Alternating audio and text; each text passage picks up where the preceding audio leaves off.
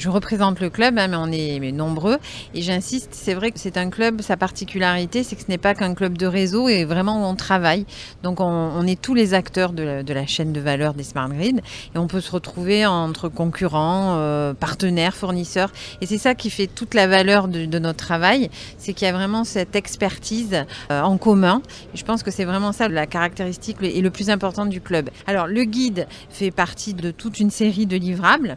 Il présente les préconisations pour faire en sorte qu'un bâtiment soit Smart Grid Ready, donc qu'il améliore ses consommations, qu'il mette au cœur de ses préoccupations l'occupant, qu'il puisse utiliser les énergies renouvelables, produire, stocker, etc. Il y a différents niveaux et on prépare l'avenir sur les bâtiments neufs, effectivement, mais ce guide, et c'est important de le rappeler, s'adresse aussi aux bâtiments existants.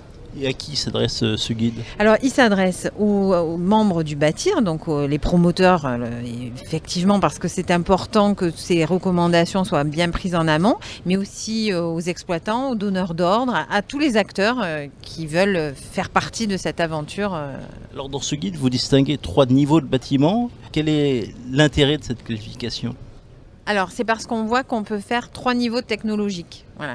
Il y a 3 types de niveaux et c'est important parce que on peut avancer petit à petit, suivant les caractéristiques du bâtiment, suivant le niveau de potentiel financier sur lequel on peut investir, etc. Donc, il y a 3 niveaux qui sont repris.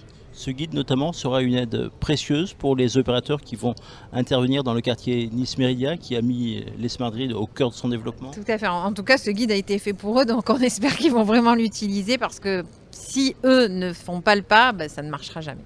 Alors quels sont les premiers enseignements que vous tirez de cette table ronde organisée ce soir?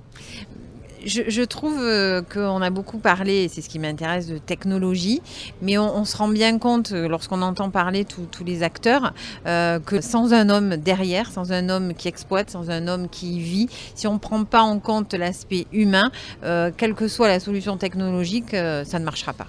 Et tant mieux. Pour reprendre le titre de la manifestation d'aujourd'hui, la Côte d'Azur est véritablement un territoire pilote en matière de quartier connecté? Oui, tout à fait. En tout cas, avec les projets qui arrivent, pour nous, c'est vraiment l'enjeu principal, d'ailleurs, c'est d'être la référence dans ce domaine.